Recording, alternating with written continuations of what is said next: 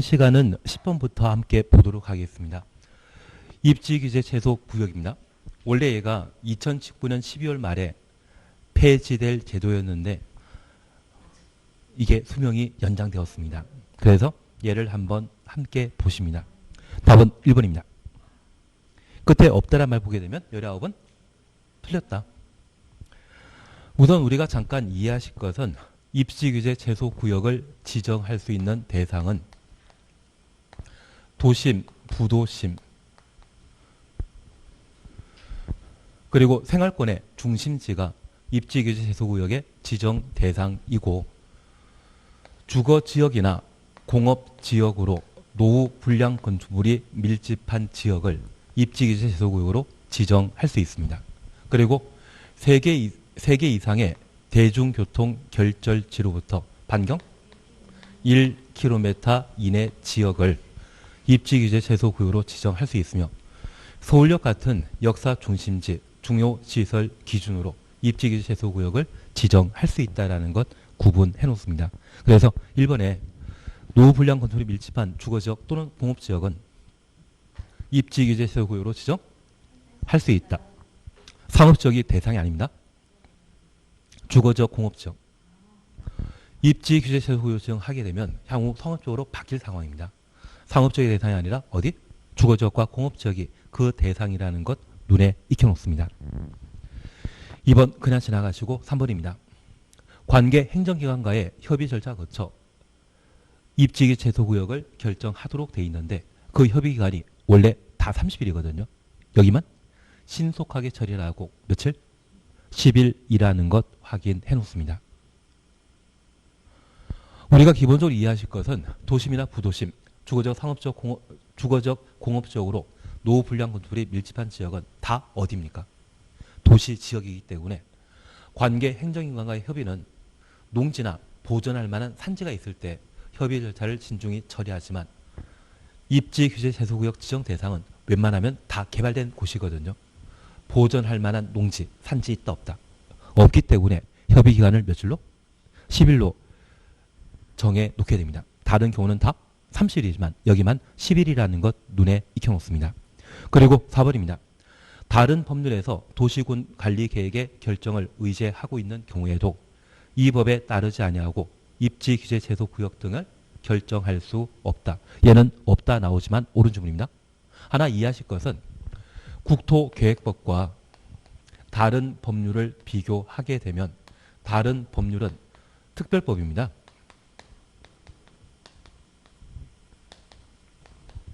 우리가 공부하는 도시개발법이나 건축법 등은 모두 뭐다? 특별법입니다. 그러면 이 특별법에서 처리할 수 있는 것이 대부분이지만 입지규제 제소구역은 아주 유별나기 때문에 어디에서만?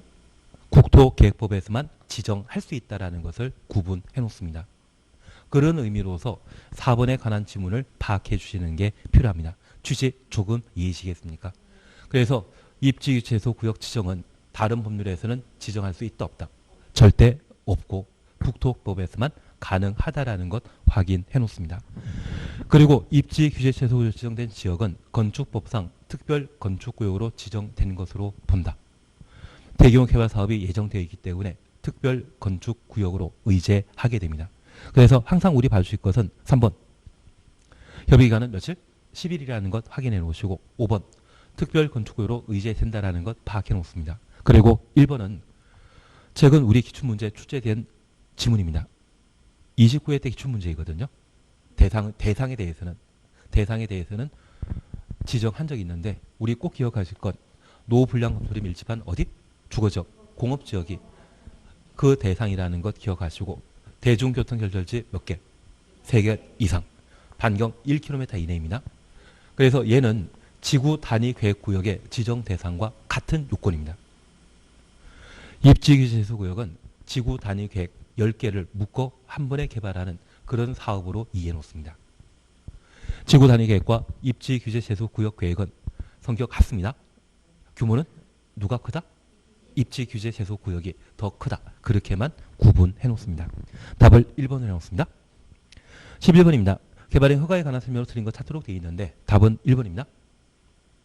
토지 분할은 공사한다 안 한다? 안 하기 때문에 준공검사 받을 필요 없습니다. 물건 쌓아놓는 것과 분할은 준공검사 대상 아닙니다. 그리고 2번은 축소란 말 눈에 보이시죠? 중요한 변경이다, 경미한 변경이다.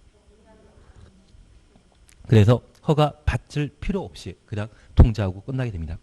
그리고 3번과 관련되어서는 개발행위 허가 대상에 관한 사항은 지금은 지나가겠습니다. 다만 제가 항상 부탁드리는 것은 개발행위 허가 대상은 총 6가지 있는데 그 6가지 중에 개발행위 허가 없이 할 수 있는 대표적인 4개. 도시군 계획사업에 따른 건축물 건축, 토지 형질 변경 등은 도시군 계획사업에 따르기 때문에 따로 허가받을 필요 없다라는 것 기억하시고, 응급조치란 말 기억나시죠? 사후 신고 대상이란 말 기억하시면서 허가 대상 아닙니다. 경작 위한 토지 형질 변경 허가받을 필요 없다라는 것 기억해 놓습니다. 그리고 4번째가 녹간동에 농림업용 비닐하우스 설치는 허가받을 필요 없는데 그 비닐하우스 안에 육상, 어류, 양식장 만드는 때는 허가 대상이라는 것 기억하시는 게 필요합니다. 그리고 개발행위 허가 대상 개발행위 허가 대상 행위를 하고자 한다면 개발행위 하고자 하는 자가 개발행위 허가 신청하도록 되어 있고, 이 신청서에는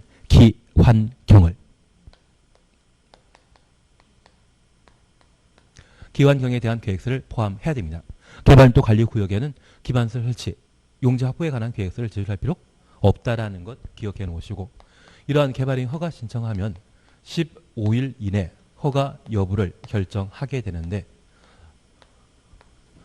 그 허가 여부에 대한 결정과 관련된 절차로서 허가권자는 특광시군이라는 것 기억하시고, 요건과 관련되어서는 3가지였습니다. 원래 5가지지만 묶으면 3가지입니다.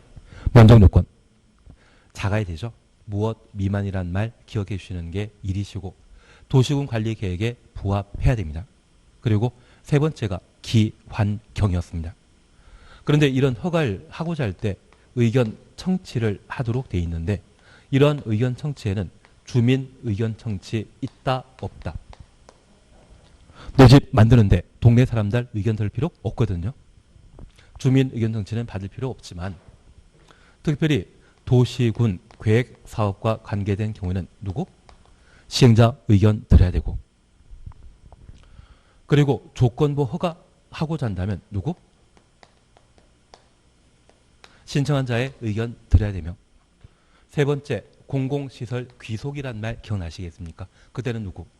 관리청의 의견 들어야 된다. 그래서 개발행 허가와 관련된 의견 청취는 딱 3가지 있는데 이 2가지가 자주 시험에 나왔습니다. 최근에도 시험에 나왔었거든요. 그래서 조건부 허가 시에는 누구에게? 신청한 자의 의견 들어야 된다. 눈에 익혀 주셔야 됩니다. 그리고 4번은 도시군 계획사업에 의한 공유수면 매립입니다. 도시군 계획사업의 경우는 별도 허가받을 필요 없죠. 그리고 허가 내용과 다르게 형질 변경했다면 원상 회복 명령 내릴 수 있습니다. 그리고 나는 이행 보증금 잘 기억난다? 누구만 낸다? 민간만. 총 사업비의 20% 이행 보증금 예치하게 한다. 그 정도만 구분해 놓습니다. 12번입니다.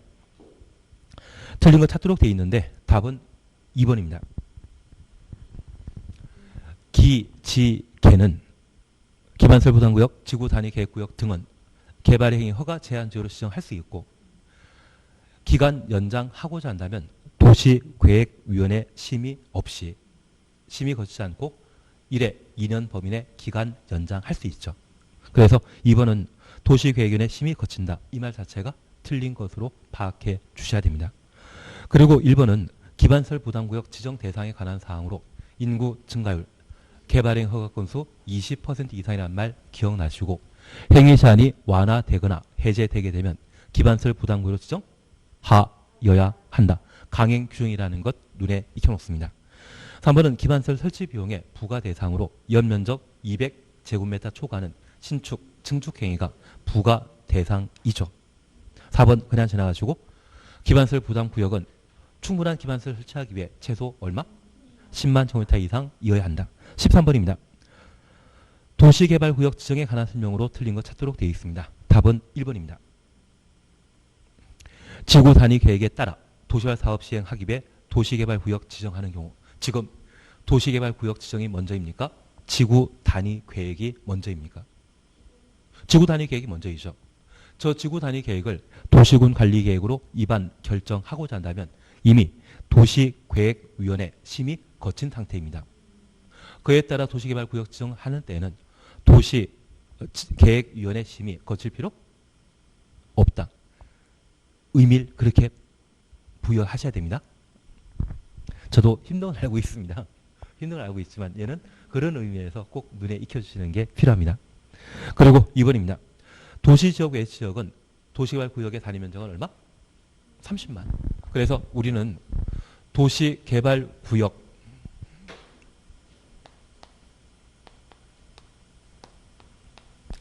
지정과 관련된 사항들을 함께 공부하시면서 지난 시간에는 개발 계획에 관한 내용을 함께 했었습니다. 동시에 수립하는 것이 원칙인데 토지의 가격이 급등하거나 공모전 실시하는 경우는 구역 지정 후 개발계획 수립할 수 있다. 시기에 관한 내용 정리되셔야 됩니다. 그리고 이 개발계획의 내용에는 17가지가 담기게 되는데 그 17가지 중에 실시계획에 포함되는 지구 단위 계획은 개발계획 내용 될 수 없다. 그리고 이 개발계획 내용에는 박수함의 임순 4가지는 구역 지정 후 천천히 개발계획에 포함될 수 있고 사업 시행 방식도 반영돼야 됩니다. 그 사업 시행 방식이 만약 환지 방식이라면 토지 소유자 동의 받아야 되는데 시행자가 국가, 지방, 자치단체의 경우는 동의받을 필요 없다. 그것 잘 기억나십니다. 그리고 개발계획 수립 기준과 관련된 사항들을 우리가 함께 보시면서 광역도시계획과 도시군 기본계획에 부합해야 되고 330만 제곱미터 이상의 경우는 복합도시기능 그 말 기억나시겠습니까? 베드타운 만들지 않고 주거, 상업, 위락 다 갖추는 복합기능도시 얼마? 330. 그런 것들을 구분하시는 게 계획과 관련되어 정리할 내용이고 개발구역과 관련되어서는 우선 대상에 관한 사항으로 도시개발구역은 개발사업이 가능한 때 도시개발구역 지정이 가능합니다. 그래서 도시개발구역은 이미 용도지역이 결정된 상태에서 구역을 지정하기 때문에 조상공 충분히 가능합니다. 그리고 녹간농자 중에 보전 녹지지역을 제외한 녹간농자의 경우는 광역도시계획과 도시군 기본계획에서 개발사업을 예정했다면 도시개발구역으로 지정할 수 있고 광역도시계획과 도시군 기본계획이 수립되지 않은 곳이라면 어디에만? 설마 자계 장농 생각하는 거 아니시죠? 자연녹지지역과 계획관리지역에 대해서만 도시개발구역을 지정할 수 있다는 것 기억해 놓습니다. 이러한 곳을 도시개발구역으로 지정하게 되면 도시개발구역의 단위 면적 요약식으로 나와 있습니다. 주거지역과 상업지역, 자연녹지지역, 생산녹지지역의 경우는 그 단위 면적은 얼마? 10,000제곱미터 이상 돼야 되고 공업지역의 경우는 얼마? 3만 제곱미터 이상 돼야 되며 비도시지역, 관농자의 경우는 30만 제곱미터 이상을 원칙으로 삼고 있습니다. 아파트 열세 개발 계획으로서 초등학교가 확보된 경우라면 10만 제곱미터 이상일 때에도 도시개발구역으로 지정할 수 있습니다. 너는 대상 잘 알고 있다? 얘가 29회 때, 30회 때 한번 29회, 30회 때 나왔거든요. 일단 그냥 진행하도록 하겠습니다. 그런데 이런 대상과 관련된 개발 그리고 면적 요건과 관련된 규정을 적용하지 않는 예외 있습니다. 술 먹고 취하면 개가 돼지, 집에 갈 때 균형 잘 잡습니다. 최락지구, 개발진흥지구, 지구 단위 계획구역, 국가균형발전 이 네 곳의 경우는 면적 관계없이 도시개발구역으로 지정할 수 있다라는 것 기억해 놓습니다. 난 저거 잘 돼 있다? 이거는 쉽습니다. 이거는 하셔야 됩니다. 개발법의 1단계는 자주 시험에 나오기 때문에 개발계획과 구역과 관련되어서는 반드시 봐줘야 됩니다. 그리고 이러한 도시개발구역을 지정하는 절차, 지정권자, 원칙지도의사 대도시장이고 예외 국장. 국장은 천국이란 말 기억하시는 게 필요한 듯합니다. 그거 되셔야 됩니다. 그리고 이 도시개발구역 지정할 때 지방의회 의견 청취한다, 안 한다? 안 합니다. 도시개발 사업과 관련된 모든 비용은 시행자가 전부 부담하기 때문에 지방자치단체 예산 사용할 필요 없습니다. 기초조사, 주상공의 경우는 한다? 할 필요 없다. 그래서 도시개발구역 지정 시의 기초조사에 대해서는 이미 사안입니다. 그리고 공람 또는 공청에 개최하도록 되어 있는데 공람 또는 공청입니다. 도시개발구역이 100만 이상인 때는 공람 절차 거친 후 공청회 개최하여야 하고 구역 면적이 100만 이상이라면 시의사 대도시장은 국토교통부 장관과 협의할 것. 그걸 잡아주시는 게 필요하십니다. 이런 방법으로 도시개발구역이 지정되게 되면 도시개발구역은 도시지역 및 지구 단위 계획구역으로 지정된 것으로 본다. 나는 취지 잘 기억한다. 철학적으로는 도시개발구역 지정되었을 때 도시적으로 의지한다? 아니죠. 비도시적의 지구 단위 계획구역은 도시개발구역 지정되었을 때 도시지역으로 지정된 것을 본다? 그냥 비도시적이죠. 그래서 취지에 대해서는 도시지역으로 의지하는 것 아닙니다. 이런 거 있습니다. 취지 있습니다. 그래서 제가 항상 부탁드리는 게 지구가 도시개발구역으로 지정하면 도시적으로 결정 고유된 것으로 본다. 이 말 나오면 틀립니다. 우리가 알고 있는 도시적 의지하는 것은 전산택이었지. 지락지구라는 것은 따로 공부한 적 없었습니다. 그리고 이 도시개발구역은 개발사업이 예정되어 있는 곳으로서 개발사업 완료해서 해제되는 경우가 있을 겁니다. 도시개발사업은 수용 방식이라면 공사 완료 공고 다음날, 환지 방식이라면 환지 처분 공고 다음날 도시개발구역 지정은 해제된 것으로 의제하고 개발사업이 무효한 상태라고 하면 구역 지정 후 몇 년? 3년 내에 실시계 인가 신청하지 않는다면 3년 되는 다음날 도시개발구역 지정은 해제되는데 도시개발구역은 뭐였습니까? 지구단위 계획구역이죠. 지구단위 계획구역에는 지구단위 계획 몇 년 내에 수립해야 됩니까? 3년. 그걸 3년 내에 실시계획 인가 신청하지 않는다면 실시계획에는 뭐 포함된다? 지구단위 계획. 구역 지정하고 지구단위 계획이 포함된 실시계획을 3년 안에 인가 신청하지 않는다면 3년 되는 다음날 도시개발구역 지정은 해제된 것으로 본다. 의제한다라는 것 기억하시고 구역을 먼저 지정하고 계획을 수립하는 경우라면 구역 지정하고 몇 년? 2년. 계획 수립 고시하고 몇 년? 3년 내 실시계획 인가 신청해야 됩니다. 안 하면 2년 되는 다음날, 3년 되는 다음날 해제되는 것이죠.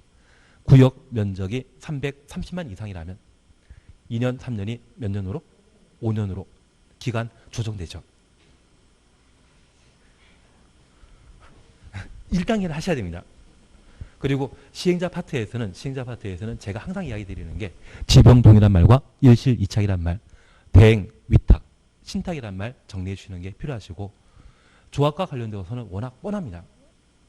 조합 시험 낼 거 뻔하거든요. 임원은 결격 사유가 발생하면 당연 자격 상실한다. 다음날. 개발법만. 다른 데는 다 당연 자격 상실인데 개발법만. 특이한 것을 한번 정리해 주시는 게 필요하고 나는 정원화 게임에 잘 기억한다. 총회에서만 결정할 5가지 사항이고 대의원에선 임원 선임하는 것 된다 안 된다. 그런 거 정리해 놓으시면 조합이 시험 나왔을 때도 충분히 해결하실 수 있을 겁니다. 잘하시는데 한 장짜리라도 다시 보자. 한 장짜리라도.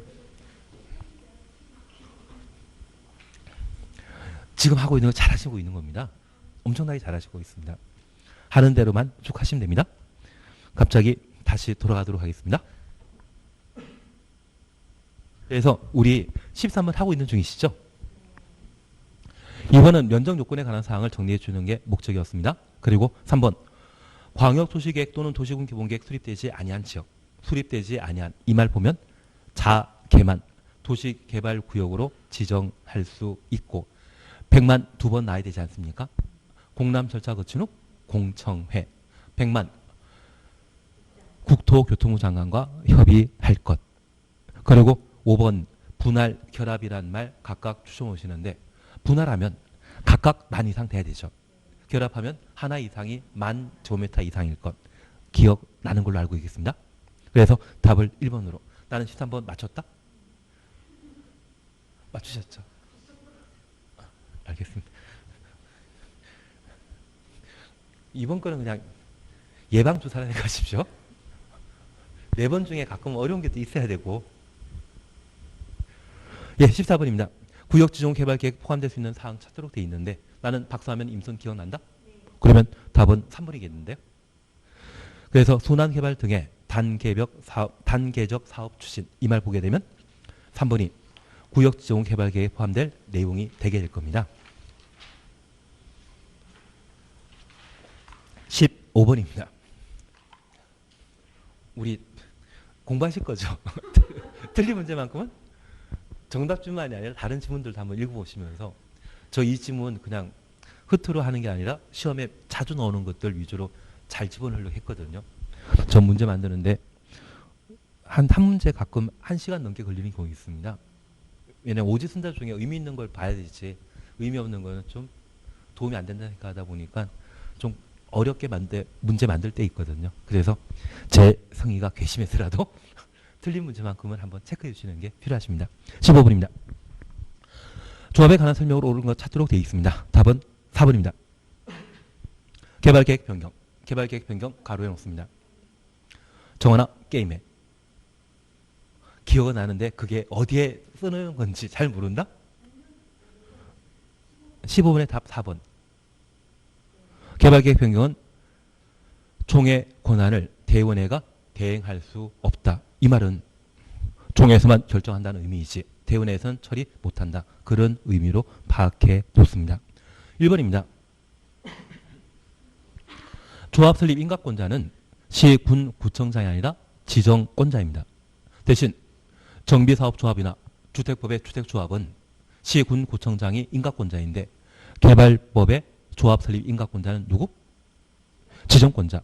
개발법에는 환지계획 인가 빼고는 항상 지정권자 나야 됩니다. 그래서 만약 시험에 도시개발조합 설립하려는 자는 국토교통부 장관에게 조합 설립 인가 받아야 된다. 맞다 틀리다. 도시개발조합 설립하려는 자는 시도의사 대도시장에게 인가 받아야 된다. 맞다 틀리다. 무조건 누구? 지정권자. 이들과 지정권자의 차이점 다른 거 아닙니다. 도시개발구역을 지정하고 나면 그때는 뭐가 된다? 지정권자이고요. 이들은 지정권자 될 수 있는 지정하기 전에 상태를 말합니다. 국장, 지도의사, 대도시장과 지정권자는 같은 개념이다. 다른 개념이다. 지정해야만 지정권자 되는 겁니다. 이들은 그냥 지정하기 전 상태, 행정청의 표현일 뿐 이들이 지정권자 되는 거 아닙니다. 그래서 개발법과 관련되어서는 환지계획 인가 빼고는 항상 누구? 지정권자가 관할 관청이어야 됩니다. 그래서 시군 구청장 인가 받는다. 이 말 자체가 잘못된 것으로 이번 국공유지 포함되는 겁니다. 개발법에서는 딱 하나 빼고 국공유지는 항상 포함됩니다. 그 하나는 어디다? 지, 병, 동. 전부 환지 방식일 때 토지 소유자, 조합이 사업 시행자 돼야 되는데 그 전부 환지 방식일 때 지방, 자치, 단체 등을 사업 시행자로 할 수 있는 것 지, 병, 동이었습니다.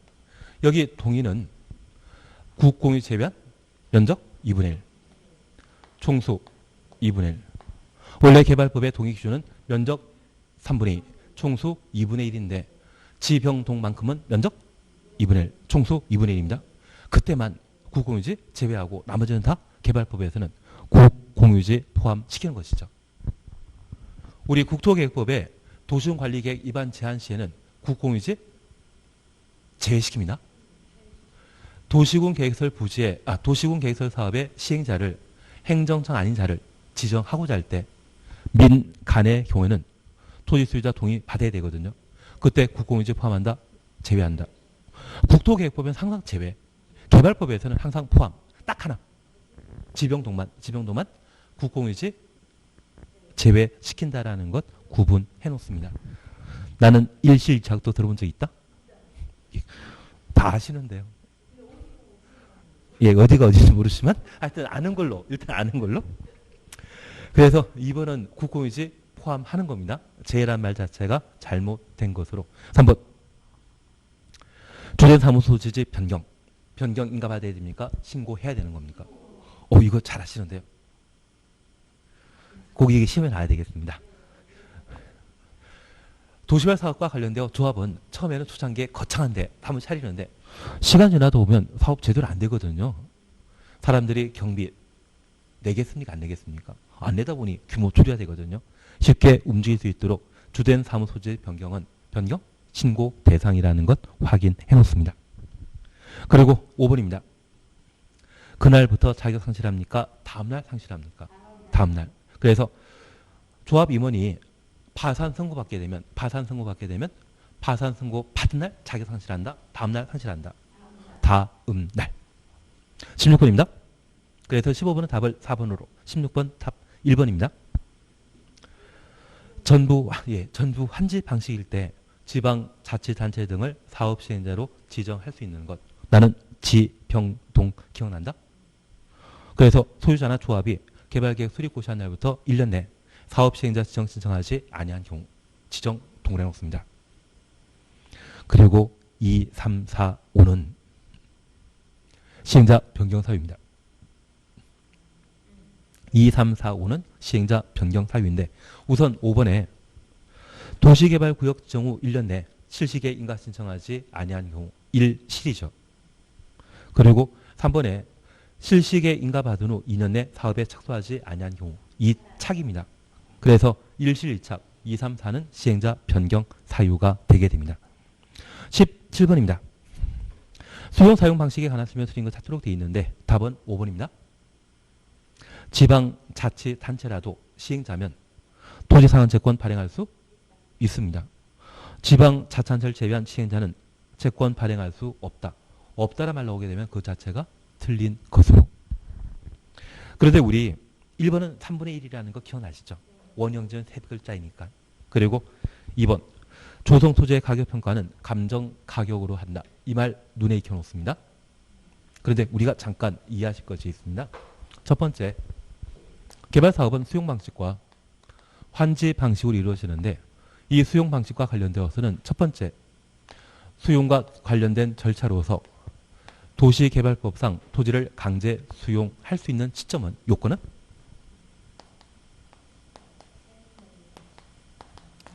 실시계획 고시는 도시군 계획설 사업의 토지 수용 요건이고 개발법에서는 수용 사용 대상의 각종 권리에 대한 세부 목록을 고시하면 그때 강제 수용할 수 있다라는 것 파악해 놓습니다. 그리고 이 수용과 관련된 원칙은 사전 현금 보상하고 개발사업 다 끝나서 조성된 땅을 분양 공급하도록 되어 있거든요. 조성토지 공급하는 것이 원칙인데 보상과 관련된 예외로서 토지 상환 채권 사후 현물 보상하는 것이죠. 이거 발행하고자 한다면 증권자 승인받아야 된다. 선수금과 관련되어서는 당연한 이야기이기 때문에 미리 돈 받고 팔고자 한다면 지정권자 승인 받아야 된다. 그리고 원형지 개발사업 다 끝나고 팔아먹어야 되는데 미리 팔아먹는 것이 원형지거든요. 그래서 우리 이 두 가지는 항상 소용과 관련된 예외에 해당되는 것으로 반드시 정리해 주셔야 됩니다. 그리고 세 번째 봐주실 것이 조성토지를 공급하게 되었을 때 조성토지 공급은 개발사업 끝난 후에 공급하는 것이죠. 미리 공급하는 거 아닙니다. 지정권자의 승인받을 필요 있다 없다? 없습니다. 그래서 이 조성토지를 공급하고자 한다면 공급계획을 지정권자에게 제출하고 끝나는 것이지 공급계획을 따로 승인받을 필요 없다.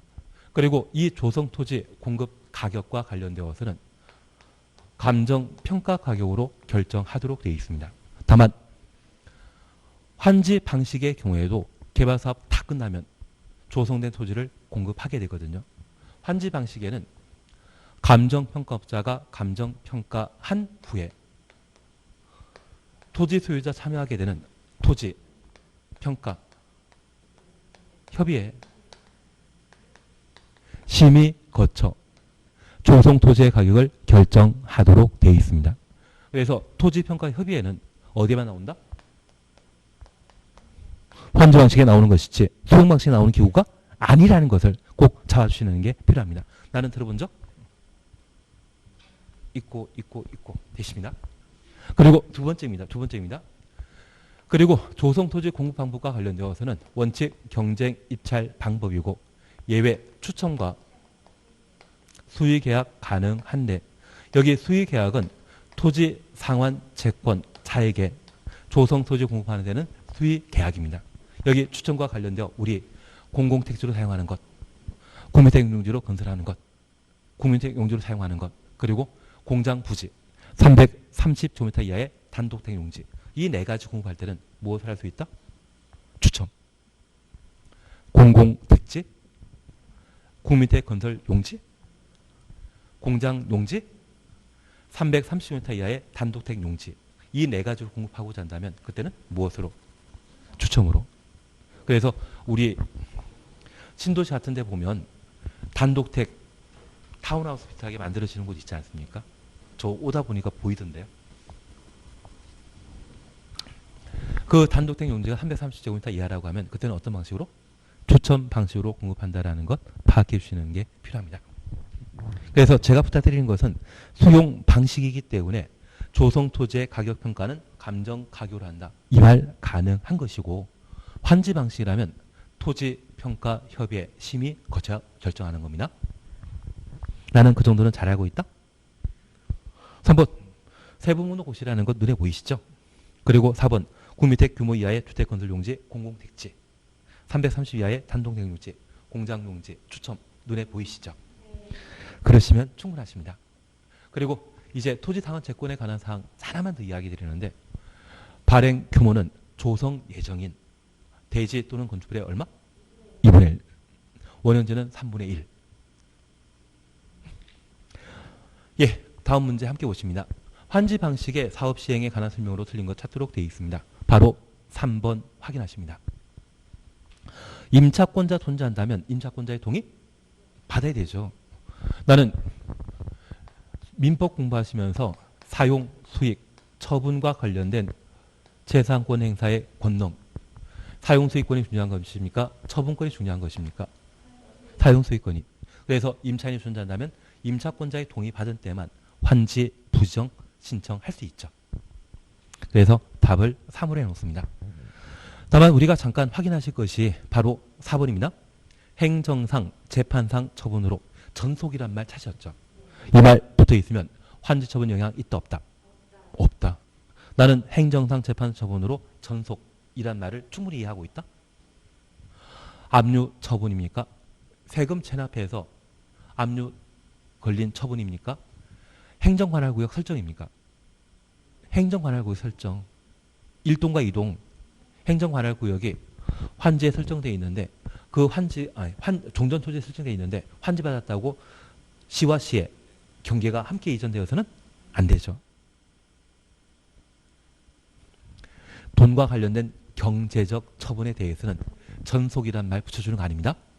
세금 체납 시에 압류 걸리게 되면 그것은 행정상 재판 처분이지 전속 있는 것 아니죠. 나는 뭔지 모른다. 알고 있다. 그리고 하나 더 부탁드릴게. 우리 지역권 기억나십니까? 지역권은 환치분의 영향 있다 없다? 없습니다.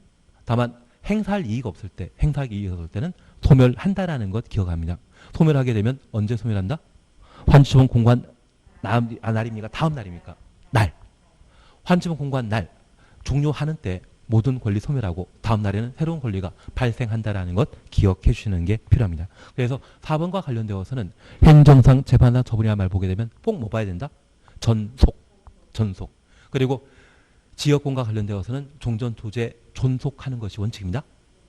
행사할 이익 없을 때는 소멸한다. 언제? 환지처분 공고 한 날 끝나는 때. 예, 그리고 4번 토지평가협의회 눈에 보이시죠? 토지평가협의회는 언제만? 환지 방식에만. 수용 방식이 있다 없다? 수용 방식의 가격은 옆에 17번에 2번이고 환지 방식의 가격은 18번 문제 5번이고 비교하라고 한꺼번에 해놨는데 제 노력에 대해서는 전혀 의미가 없는 것으로. 예, 19번입니다. 틀린 거 찾도록 되어 있습니다. 1번입니다. 우리 5년이란 말 찾으셨죠? 우리가 함께 약속하셨습니다. 2년, 3년, 5년 나오면 정비구역의 필수적 해제 사유죠. 그런데 우리 1번에 지정권자는 토지 등의 소유자 시행하는 재건축 사업, 토지 등의 소유자는 재건축 사업을 직접 한다 못한다? 못합니다. 재개발 사업. 재개발 사업을 위한 정비구역에 토지 등의 소유자가 20명 미만인 때는 조합 설립하지 않고 소유자 직접 사업 시행할 수 있고, 이런 경우라면 구역 지정하고 몇 년, 5년 내 사업 시행인가 신청하지 아니하면 지정권자는 정비구역 해제하여야 한다. 도정법은 그냥 대충 넘어갈까요? 여기 있는 것만 해주십니다. 저도 도정법은 100점을 위해 공부하는 것이 이게 70, 85쪽으로 공부하는 거 아닙니다. 다만 정비법과 관련되어 제가 부탁드리는 것은 정비법의 적용 대상인 정비사업 종류에 관한 사항과 토지 등의 소유자 구분, 그 정도는 꼭 한번 해주셔야 됩니다. 정비기반설과 공동이용시설 구분하는 것, 거기에서 꼭 시험에 하나 나옵니다. 그리고 두 번째, 정비사업 절차와 관련되어서는 1단계가 정비기본계획. 저 정비기본계획에서 정비예정구역과 정비계획 수립 시기를 결정하게 되면 그에 따라 정비예정구역에 정비계획을 입안하고 정비계획을 결정하면 그와 동시에 정비구역을 지정고시하게 됩니다. 그래서 기본계획과 관련된 사항이 매년 시험에 나오기 때문에 기본계획은 무조건 정리해 놔야 됩니다. 작년 같은 경우는 두 문제 시험에 나오더라고요. 기본계획에서만 두 문제가. 하나는 아주 어렵게, 하나는 평이하게. 그리고 올해 정비구역과 관련된 해제 사유가 일부 개정되었거든요. 그래서 정비구역, 저 작년에 안 했는데 올해는 여기를 무조건 잘 열심히 하자. 그리고 정비구역 지정되게 되면 정비사업하는 자를 우리는 뭘 한다? 시행자라 하고, 저 시행자와 관련되어 조합이 작년, 재작년 대폭 개정되었습니다. 특히 임원에 관한 사항이 대폭 개정되었거든요. 나는 임원 잘 알고 있다? 거주기간 몇 년? 1년. 소유기간 몇 년? 5년.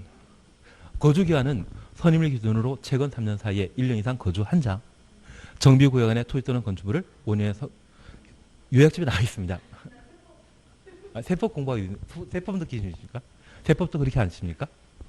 예, 일단 넘어가도록 하겠습니다. 그 임원 그걸 해주시는 게 필요하고, 저 임원과 관련되어 특별히 결격 사유에 관한 사항으로 정비법 위반하여 벌금 100만 원 이상을 형에 선고받은 자는 결격 사유 기간은 몇 년이다? 10년. 다른 건 2년인데 그것만큼은 10년. 그게 작년에 개정되었기 때문에 그걸 우리가 오늘 해놔야 됩니다. 벌금 100만 원 이상 선고받았다면 10년. 정비법의 벌금입니다. 그리고 이렇게 선임된 임원 중에 조합장은 선임된 날부터 관리처분계획 인가받는 날까지 계속 거주하여야 한다. 그거 정리해 주시는 게 임원과 관련된 내용입니다. 그리고 이 임원과 관련된 당연한 내용으로 조합장정이 자기를 위한 계약, 소송 체결하게 되면 감사가 대표하고, 결격사유 발생하면 다음날 자격 상실한다. 당연 상실한다. 당연 상실. 개발법만 다음날 상실입니다. 그리고 겸직 제한에 관한 규정이 적용된다. 그 정도 봐주시는 게 필요합니다. 그리고 조합원과 관련되어 그냥 조합 열심히 하자. 조합 임원 능력 때문에 하자.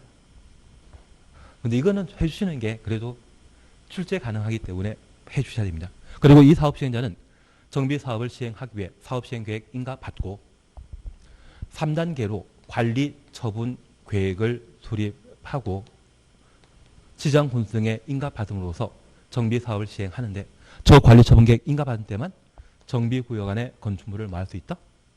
철거할 수 있습니다.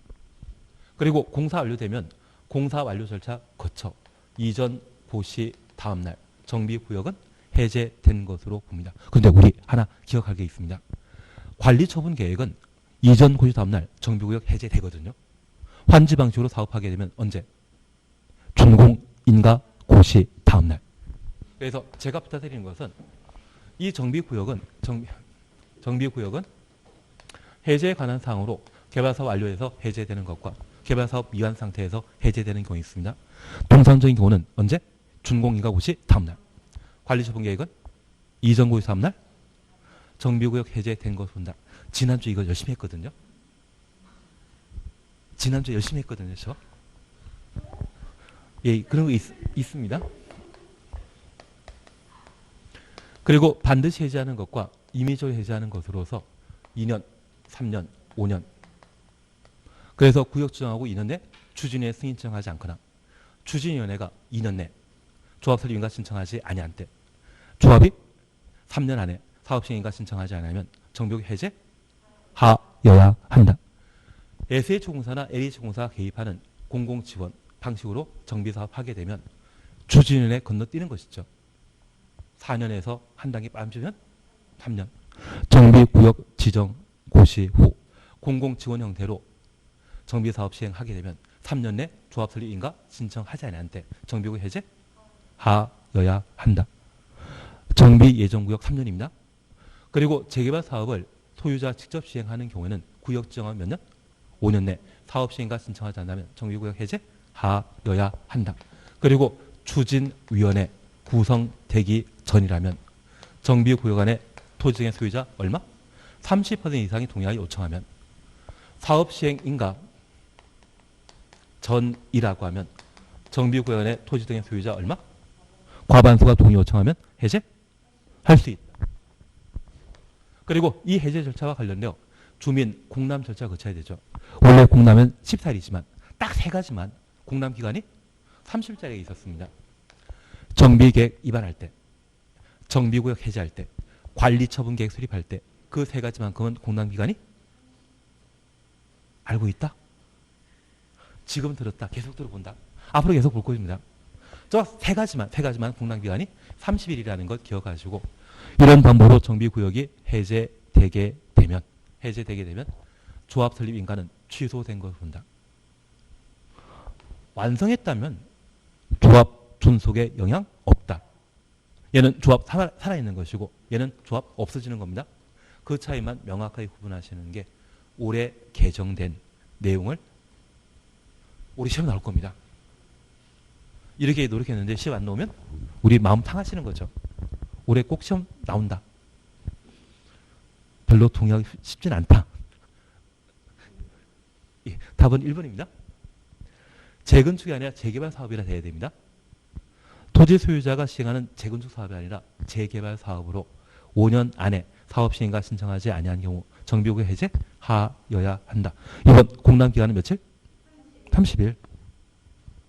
3번, 4번 묶어 놓습니다. 30% 이상이 해제 요청한 경우 가로 속에 추진위원회 승인 구성 전이죠.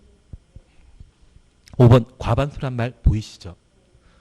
사업 시행 인가 신청 전이죠. 그리고 5번은 그냥 지나십니다. 도시 재생 선도 지역. 도시 재생을 이끌어가는 곳이 누구입니까? 선도부. 우리 선도부라고 가끔 영화에 나오는 하여튼 그런 거.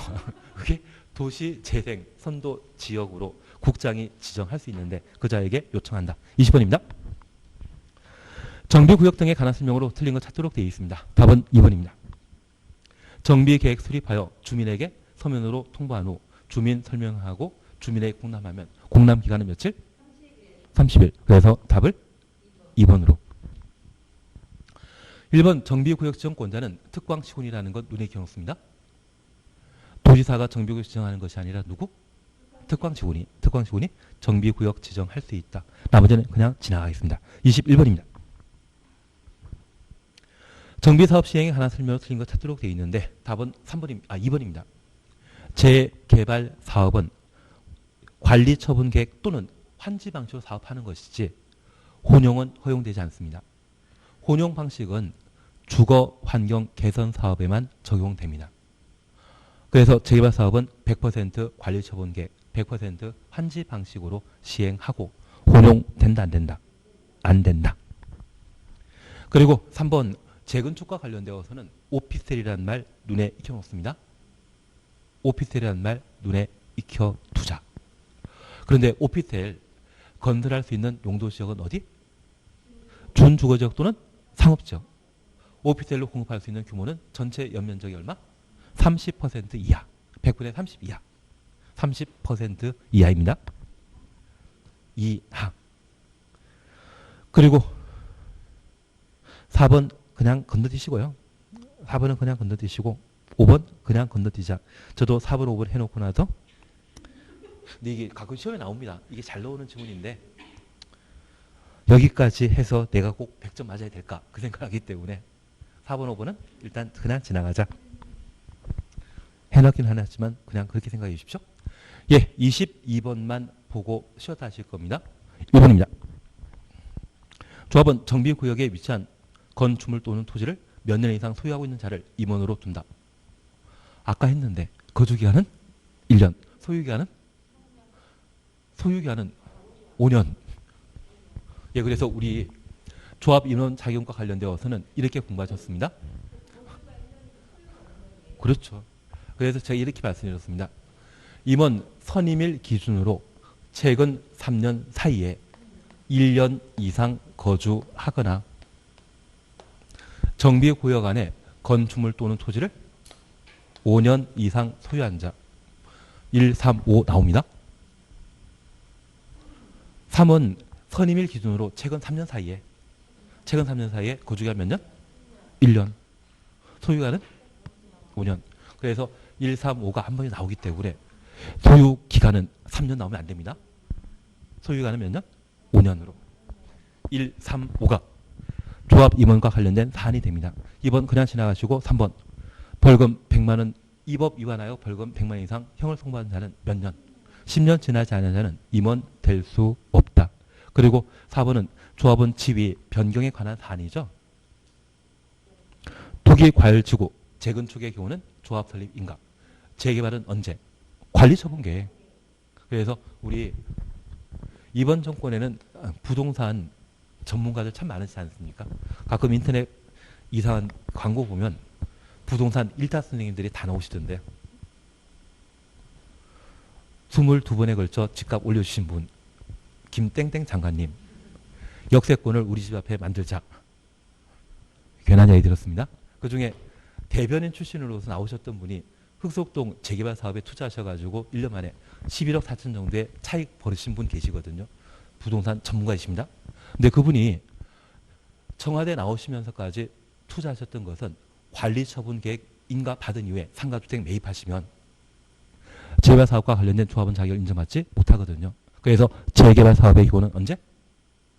관리처분 계획 인가 받은 이후에는 토지 건축물 취득한 자는 조합원 된다 안 된다? 안 된다. 재건축은 언제? 조합 설립 인가.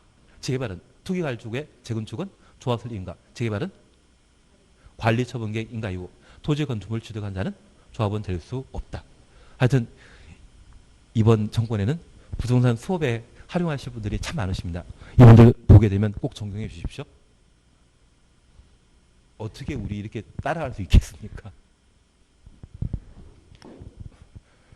별로 도움이 안 되는 이야기였나 봅니다. 그래서 4번 꼭 그런 차원에서 한번 확인해 놓습니다. 5번 조합장과 관련된 거주기간 이해되시죠? 선임 한 달부터 언제까지? 관리처분 얘기가 맞네요. 조합장은 선임된 달부터 언제까지 살아야 된다?